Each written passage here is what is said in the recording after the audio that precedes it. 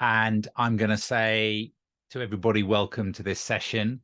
This is very specifically aimed at those people who have not succeeded at this attempt or at the March attempt for the SBR exam and are wanting some advice and wanting some support through to the June exam. So that's my target audience. Now, this session should last about between 40 minutes and an hour. It will end with some Q&As, and it's going to start with a little bit of introduction and mucking around between us before we get on to kind of the main thing.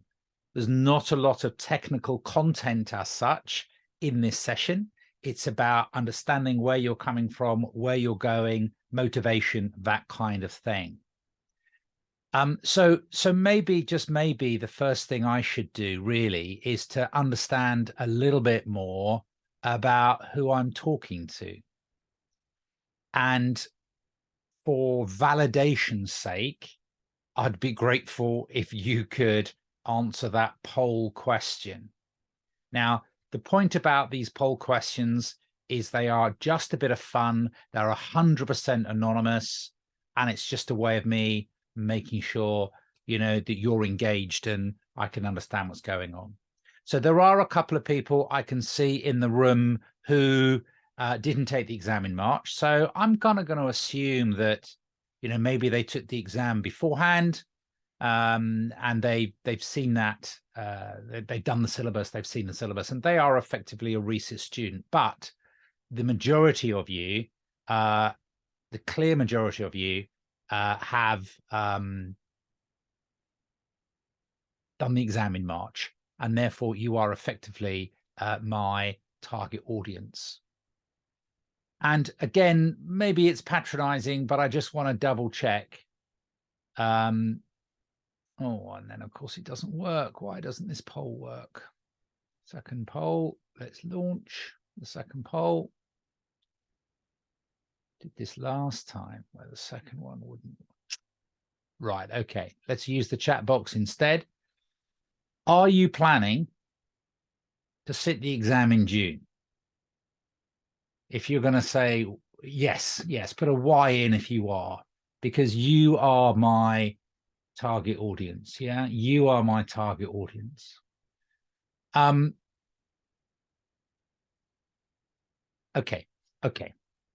Let's so thank you for validating that.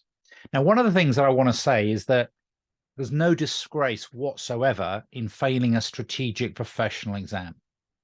These are demanding examinations, and you really have to be well prepared. And even if you are well prepared on the day, things can go wrong. And I really want you to have been angry that you failed, disappointed that you failed, but then it's a question of reflection and moving forward. Okay. And I am somebody who is a very positive person. So I believe, even though I haven't necessarily met you, I believe all of you are capable of passing this SBR exam. You all are. You've got an academic record that enables you to register as a student, either because you've passed the skills exams or because you've got a degree. Yeah. So you are all capable. And there's a mixture of circumstances sometimes that prevents you from passing an exam at a particular attempt. And there may be personal circumstances. It may be you didn't get the right level of support and guidance. It may be that you simply ran out of time. And, you know, this social media post by one of my students, Abby, sums it up. I'm not going to share with you how many times she had failed SBR before she came to me. But, you know, suffice to say, she had failed it on more than one occasion. And through support and through her hard work, she ended up passing the exam. And I was very pleased and I was very proud to have played a part in doing that. And what she did was switch strategies. What she did, She had tried to pass this exam on her own. She had been to another training provider, I understand, and then she came to me. And that's the idea of old keys won't open new doors. The definition of madness is to keep doing the same thing and expect a different result. So in some respects, you are in the right place, for doing this. Okay, so that's a little bit of an introduction, but actually what I want to do is to structure this session. I want to have some more introductions. I want to talk about choices that you've got. I want to also, I know you're aiming for June, but I also want to briefly talk to you about the changes in September. And then there will be a free-for-all, if you like, an opportunity to ask me any questions about anything. All right. So let me introduce myself briefly. I am an ACCA member. In other words, I did these exams myself when I was working as a young man, before I was married. Then I got married and then I got qualified. So I know what it's like to juggle doing these exams with the pressures of working. And I was working at KPMG. I was working in the bankruptcy area. So actually, I in my office came through the bankruptcy both of George Best and Gary Glitter, which slightly dates me, I suppose. But working for KPMG was not my calling. My calling was teaching, and I went to work for Kaplan and really enjoyed it. That was in my late 20s. That was many years ago now. There was an OHP in the room. There was even a blackboard in some rooms. But all good things come to an end. And having had a very long run at Kaplan, I ended up, taking a job and working and living out in Singapore in the Far East. And when I came back, I wanted to do something different. I wanted to work online. And so for the last 3 or 4 years, I have been in this space. And I'm now working with FME Learn Online. And I'm very proud to say that we're a platinum provider, that we've got the highest accolade from the ACCA, the highest endorsement from the ACCA. And that's primarily driven by our exceptional pass rates. So I've introduced me. Let me introduce you to the exam. You did the March exam, most of you anyway, and you're going to be doing the June exam. Same old, same old. The format of the exam, the examining team, the syllabus, it's all the same. It's all the same. I suppose you could make it slightly different if you did the UK or the international. You could switch if you wanted to. We can talk about that later. It would also be the case that you could do it as an in-center exam or as a remote exam. But fundamentally, the exam is going to be the same. Obviously, it's not going to be the same questions, but it's going to be the same scenario. Now, as I say, this is a little bit of a sales pitch, or this is a little bit of a, how can I help you pass the exam? And fundamentally, there are 3 different, well, maybe 4. We'll come back to that later. We'll come back to the 4th one at the end. But there's a number of different ways that I can help you by getting you onto a structure, by getting you onto a train, by getting you onto a system that is going to support you, Revision Plus, Revision Core, and the mock.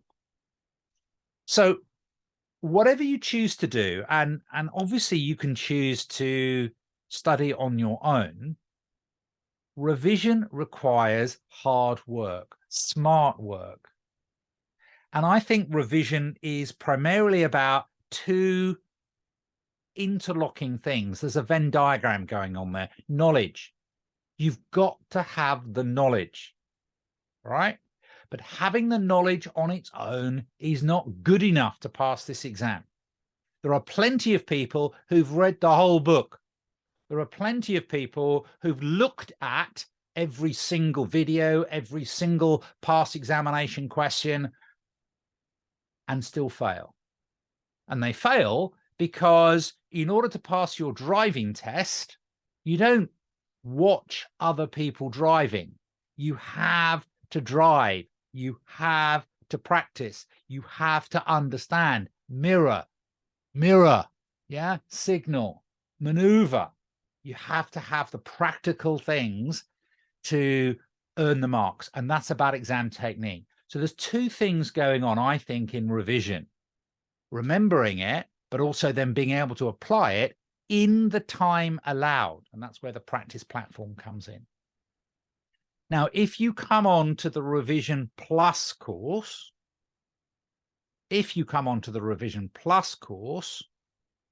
I'm going to mark your work. I'm going to give you feedback, and there's a loop. You're going to get better. There's an example on the right-hand side, and my feedback is in red, and the student answer is in black. And you can see that they've used the practice platform to prepare the answer. So not only are there these small marked assignments on each core area, but we've got 2 full mock exams, as well as 3 live Zoom sessions. This is part of the Revision Plus course. All right. Now, of course, you get 24-hour WhatsApp support. Of course, you get revision notes. Of course, you get revision lectures. Of course, you get sessions where I take you through exam technique on each of these different areas and get you to do marking challenges, get you to understand what it's like to be a marker. You get to mark some of my work and you get to see what makes a good answer and what makes a bad answer, right? And I hate the examiner's answer. There are some examiner's answers which are too long, too detailed, too complex. Am I alone in that? Do you love the examiner's answer? Yeah. What do you say on the chat? Do you like the examiner's answers? Do you find the examiner's answers useful? Alan says too long-winded. Yeah. Yeah. Sun Ying says, oh, yeah. Titania says long-winded too. Sue says no. So the examiner's answers are not, they're there. They're not wrong. Of course, they're not wrong, but they're not necessarily what you need to do to pass the examination. We need to keep it simple. We need 50%. We need to do it in the time allowed. We need to be realistic. And it's with that in mind that I do my debriefs. It's that in mind that I write my answers to try and make it KISS. KISS. Yeah, do we know what KISS stands for? Be comfortable with KISS? Keep it simple. Thank you, Vinesh. Yeah, keep it simple. You want 50%, you want to pass. And to get 50%, you've got to get marked out of 100. So coming on my Revision Plus course, it's interactive. Yeah, it's interactive. It's engaging in the sense that, I'm there on the WhatsApp, I'm marking your work, and even some of the videos are interactive as well. If you come on my Revision Plus course, yeah, you're on a train. And you've got to get on that train in the next week because it's leaving the station. Because there are homeworks to do. And you can't just do the homework without first having, gone through the initial part of the course. So there is material to work through. Yeah. And there's plenty of additional material that you end up sort of self-marking and self-reviewing. All right. So, be aware that May is the month of revision. May is the month of revision. All right. Now, some people have said to me they can't afford the Revision Plus course because the Revision Plus course includes all that marking, which is therefore very time consuming for me. So I've therefore developed a new product. So basically, you've studied SBR. And you can't hear that. Maybe you've even done the exam before. Can you hear? You realise that you hear the video something extra to get you through this time. And you've looked at my Revision Plus course with all the marking and all that feedback, and you realise it's perhaps a little expensive for you. So that is why I'm talking to you about my Revision Core. You get the video debriefs, you get the revision notes, you get the exercises on developing your marking challenges and exam technique. You get all of that. So the core product also comes with the ability for you to message me 24/7 on WhatsApp with those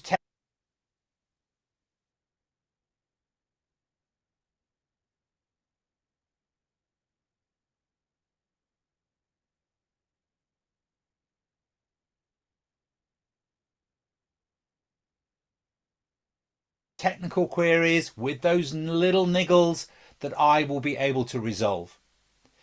And what you've also got with this course is you sign up for one exam, but the course will be there available for you for the following sitting should it prove necessary. What you don't get is the marking. What you don't get is access to the live sessions. That's what makes it a cheaper product, a more accessible product for you. I want to be here for you. Together we've got a better chance of passing this exam than if you're on your own.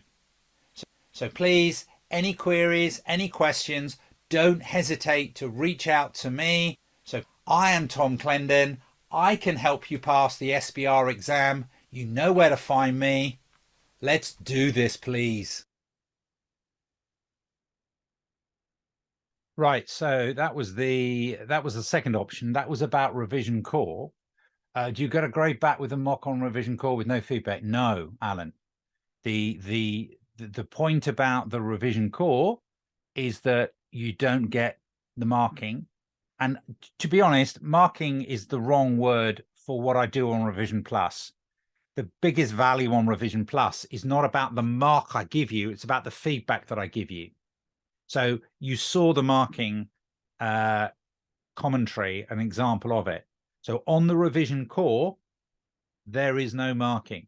You have the question, you have the answer, you have the debrief video. All right.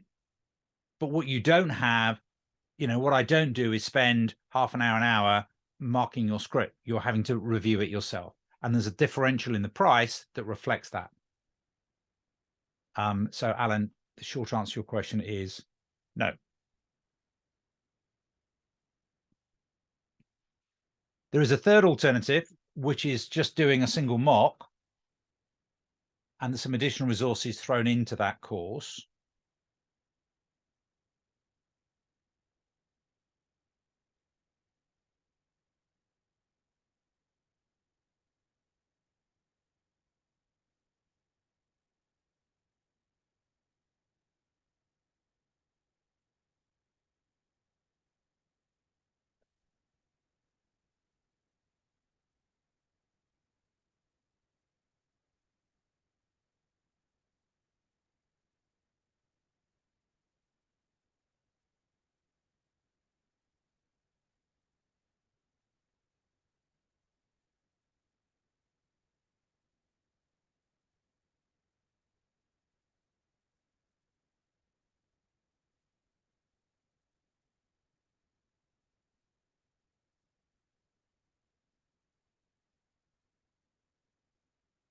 Basically, they're saying how wonderful the course is or how wonderful or how useful it is doing a mock on the ACCA practice platform.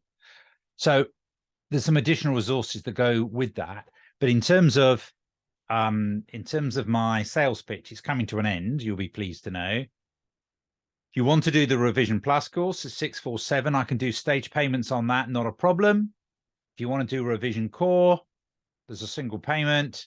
And if you want to do the mock, all right. And if you do the mock, there are some additional resources there, and you do get that single mock marked and fed back. So if you're looking for sort of an extra boost at the end of your own revision, I know sometimes students who go to other colleges do that. Is there a secret discount code for us attending? Alan, you are a naughty boy. Yeah, you are a naughty boy for asking that question. Yeah, you are a naughty boy to asking that question. But there you go. I hope that makes you happy. I hope that makes you happy. All right. Okay, so I've given you my sales pitch. I've talked about that. I mean, obviously, I can talk about my own products forever. But one thing that you might be interested in briefly is to understand the changes that are happening to the SBR exam from September, because some of you might decide that you don't want to do the exam in June, that you want to do the exam in December, you know, or September. And the exam in September will be different. Question 1 will be different. Group accounts will be different. Now, academically, the standard of the question will be the same. So you're still going to be asked about goodwill. You're still going to be asked about foreign currency. They're not introducing anything new or taking anything away, but the way they're testing it is very different.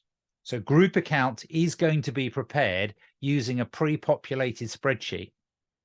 Yeah. And that those financial statements are going to be wrong and they're going to need to be changed. Yeah. So you're never going to be preparing the accounts as such, but you're always going to have to be justifying and explaining what's going on. Now, I wonder if the sound will work on this second video. Can you tell me? Changes are coming to the SBR examination, and these changes apply from and including the September 2023 examination.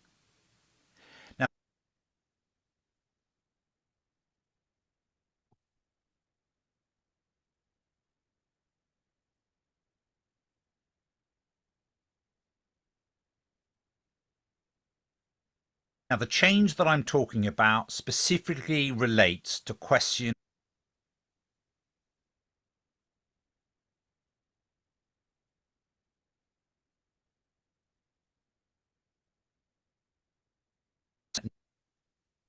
number 1. And question number 1 is the question on group accounts.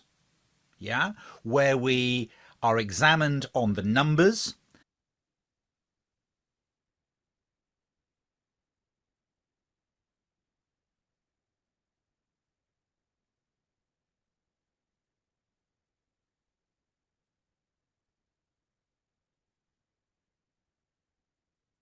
and the words, the explanations on group balance sheets, group P&Ls, and group cash flows.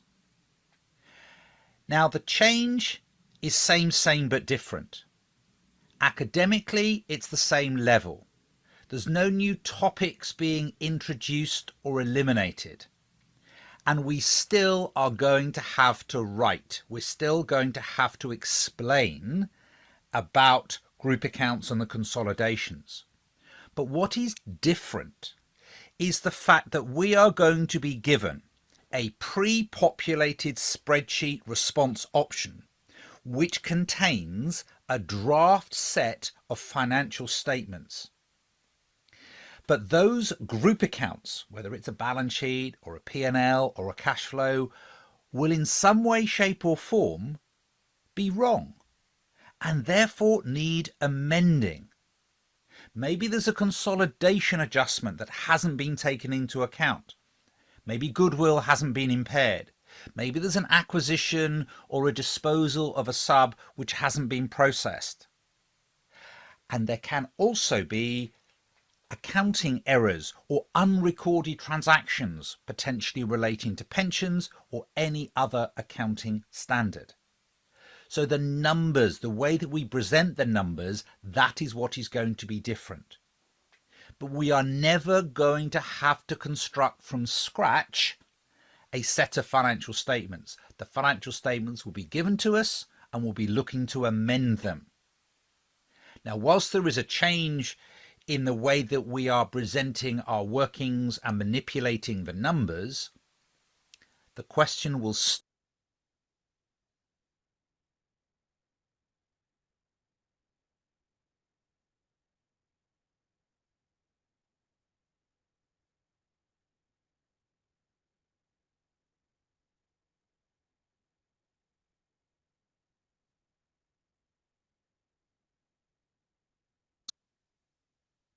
still have the necessity for us to explain and articulate what is going on.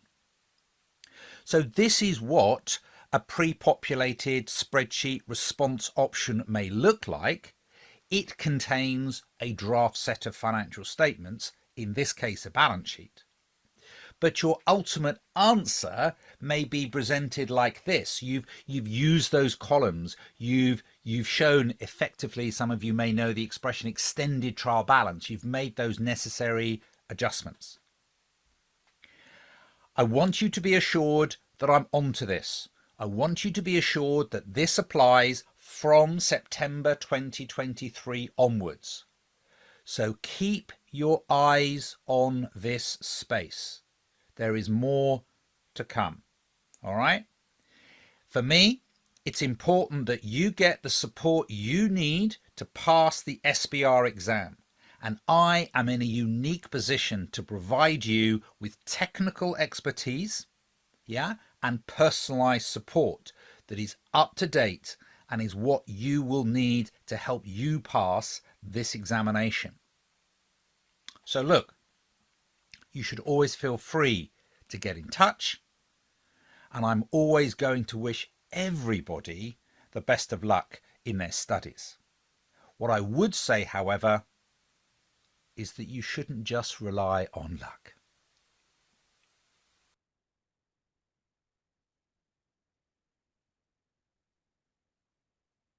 So you can see the question on the left and the answer on the right, how things are going to change. What do you think about that? Do you think that's a good idea?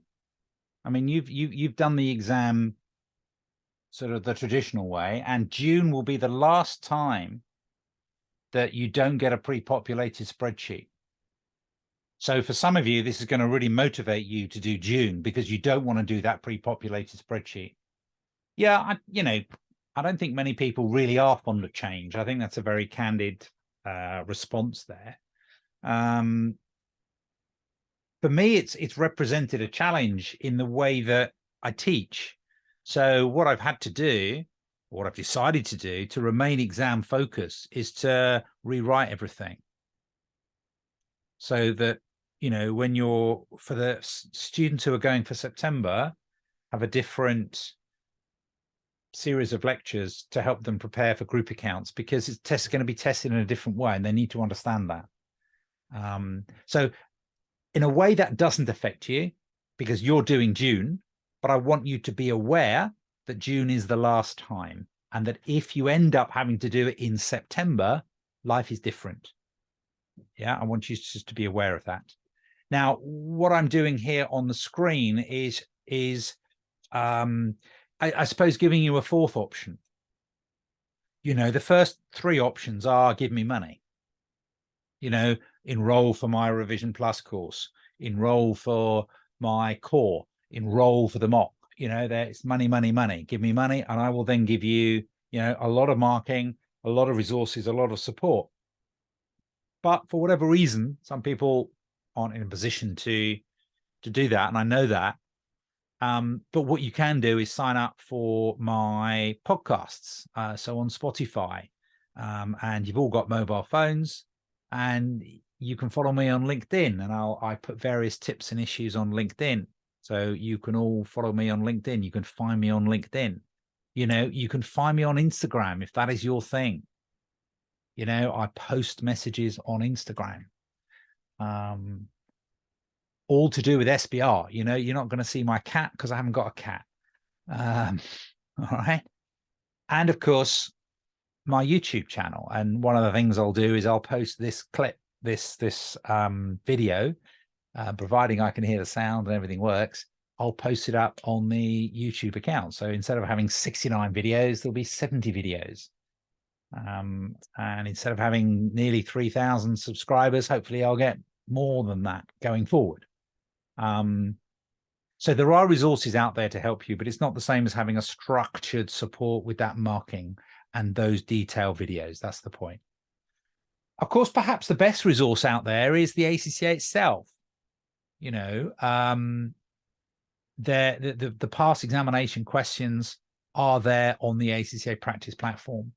And even if the examiner's answers aren't quite to your taste and my taste, you've got to use the practice platform to get comfortable with the environment within where you're working. So I will be doing other Eventbrite sessions. There'll be one I do, which I will work a question on the practice platform. So that will be a straight minimal sales content.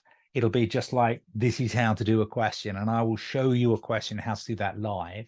So look out for that. Or if you go on the Eventbrite site, you can probably sign up for that already. But I'm all yours now. If you've got a question for me, please use the chat box to, yeah, okay. It's easier in a way if you use the chat box on the general one rather than the specific one. No. Okay, you don't get any marks for saying the name of the standard, all right, or remembering the number of the standard. That's not what the exam is about. If you've already been with a provider and go on to Revision Plus, are your notes enough, or would you still need the provider's notes? The Revision Plus course gives you revision notes, gives you revision videos on the core topics, and also teaches you how to approach the questions. It's assuming that you've done a course. It's assuming that you basically know the difference between a defined benefit scheme and a defined contribution scheme, that you basically know what a provision is or what impairment is. So it's not, you can't do the Revision Plus from scratch. You need to have been exposed to. Now, of course, no one has got perfect knowledge going into the exam, never mind going into the revision course. All right. So the revision course is about improving your knowledge and really making sure you've got good exam technique. It's self-contained. You don't really need anything extra. Yeah, I do throw in the an e-edition of the Kaplan revision kit, and you have got obviously all those additional resources on the ACCA website, but within it there's videos and there's notes, which are enough. And there's almost a risk of doing too much learning in the last month, because passing this exam is not a test of how much you can remember. It's not a test of how much you know. It's a test of how much you can apply within the time allowed. So that's really what okay, so key questions. What percentage of people pass on the Revision Plus course? The vast majority is the short answer to that question. The vast majority pass. Yeah. Because people have done the stuff already, and I am proving them. Come on the course with having, ideally, you need to have at least 40% in your previous exam. And then you're through. With the pass assurance, with the Revision Plus, do you get a pass assurance? The answer to that question is no and yes.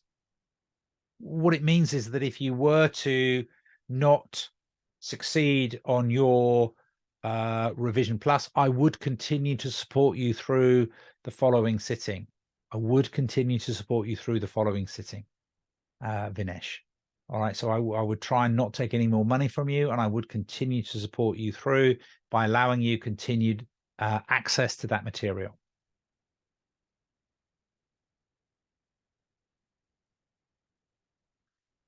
First of May is a key date, because the 1st of May is when you have to have entered the exam. And somebody was on the WhatsApp with me today saying that the London centres are full. I don't know if that's an experience that you found. Where are people dialing in from? Where are you based? Yes, Alan.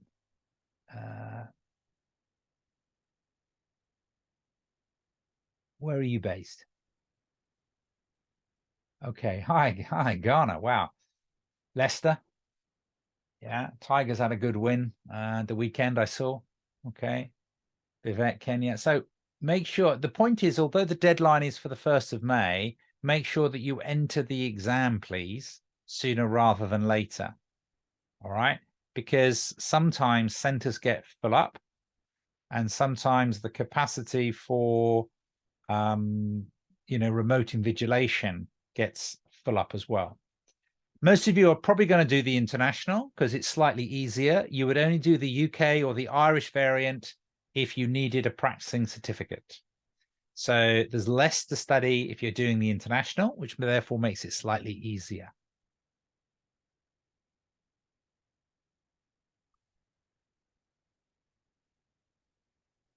Are there any other questions that you have? We haven't yet been going for 40 minutes. I think 40 minutes is a kind of minimum on these things.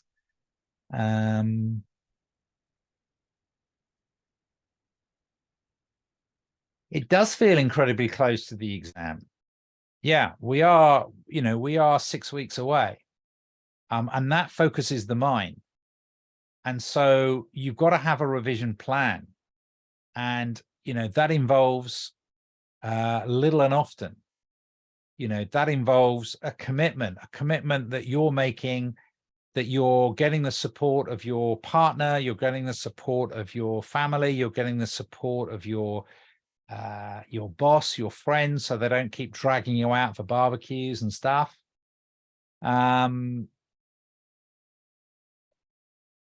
So it is close, but it means that you're concentrating.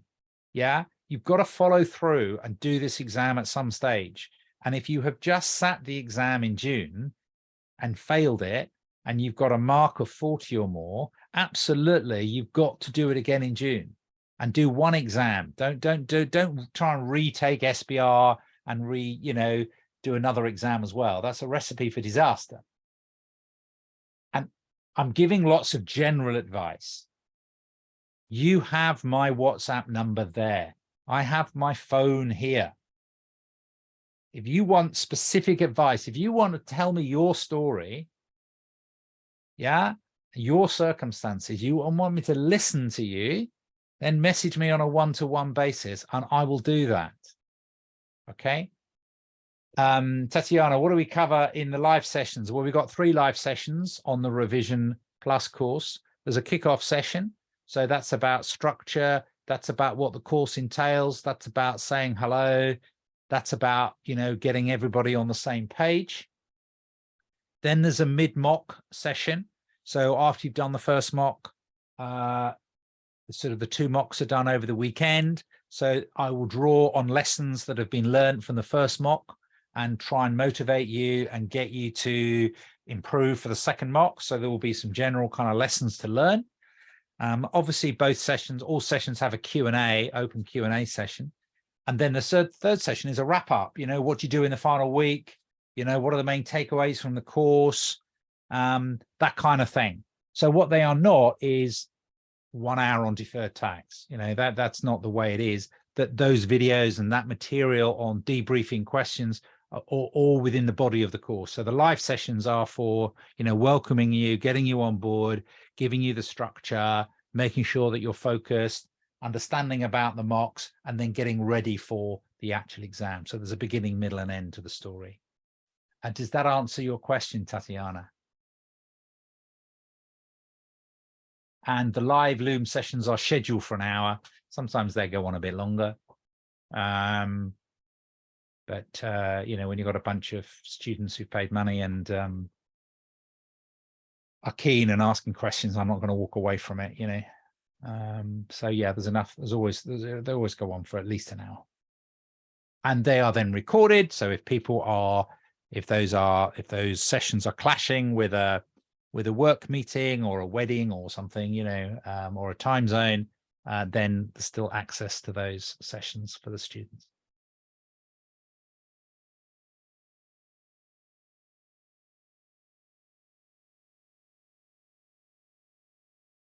Would you like to hear a joke? Oh. On the March exam, there's a big question on segmental reporting. Yeah, funnily enough, it was in one of my mock exams, segmental reporting. I really don't like segmental reporting. I didn't study it much. How would you mitigate against things like this in the exam? It is impossible to know everything, Alan. It is impossible to know everything, but what you've got to have is breadth rather than depth. So one of the things, I try and do, or one of the things I do on the revision course is you've got, revision notes on every single accounting standard. And I've got a revision video of an hour and 20 minutes, which tries to give you the highlights of every single accounting standard. And then there's a bunch of 50 quiz questions getting you to test your knowledge on the accounting standards. So it is about having a breadth of knowledge. You're never going to get 100%. That segmental reporting question sounds like it was tricky. I got you to do some numbers, chief operating decision maker, 10% rule, 75% rule. If everyone is doing badly on it, in theory, what happens is the ACCA end up being a little bit more generous on the marking. They have to maintain their standards, but it's sending out a message that you need to know, you need to have covered the full syllabus. Yeah. And, doing past examination questions is good, but you're never going to see the same question come up again. It's not like in FR. It's not like in skills. In FR and skills, if you've done 3-4 questions and you see the fifth one, there's only so many different ways that you can test cash flows. There's only so many different ways that you can test preparing a set of accounts from a trial balance. There's only so many different adjustments that you can have. Whereas in SBR, it's the real big bad world. And all sorts of things come up, strange things come up. And I suppose part of the idea of doing the mock exams under time pressure is to get you used to that idea of being able to react. So, Alan, it was an unusual question, but it was on the syllabus.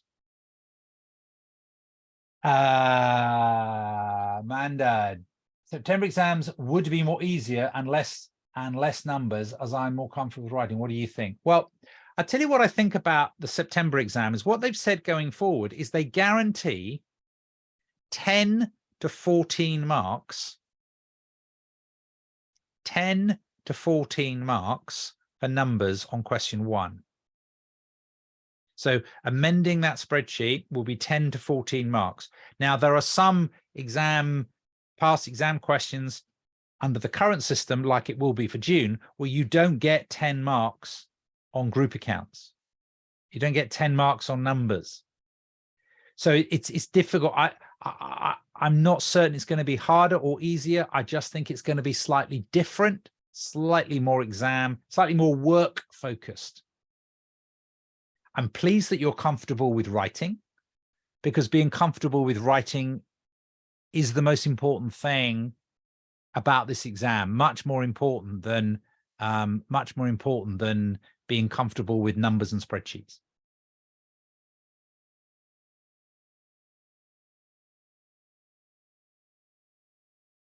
Does that answer your question, Manda?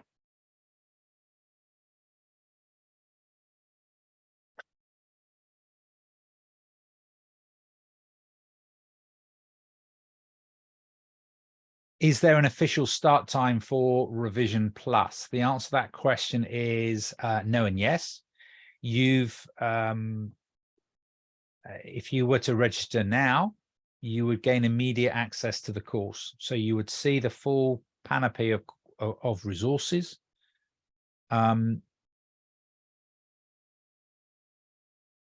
The first deadline is the 4th of May. I will be under pressure to close the course probably in a week's time, partly because I have a potential to restrict numbers because there's a limit on my marking ability, and partly because it's not fair to take money for people when there's a deadline that's already that they can't realistically make. I believe in trying to be flexible. There's a bunch of people on that course already. Alan, if you are thinking about signing up for that course, then please do so ASAP, because as soon as you sign up, you've got access to those resources. There is a stage payment opportunity when you go onto the FME website. If you search my name, if you want to enroll on these courses, one simple way is you put into Google, Clendon FME, And if you put in Clendon FME, then you'll be immediately onto the purchasing site. How many hours a week would you say are required from the course? Good question. Good question. And I'm going to give you a politician's answer. It depends. All right. So, for example, in addition to the two, so let's take a mock exam. Let's take a mock exam. All right. So there's 2 mock exams that I will mark. There's another 4 or 5 mock exams on the course with full debriefs. So how long? So never mind the revision material, never mind the quizzes, never mind the live sessions. Yeah. Never mind the podcasts, never mind the revision notes.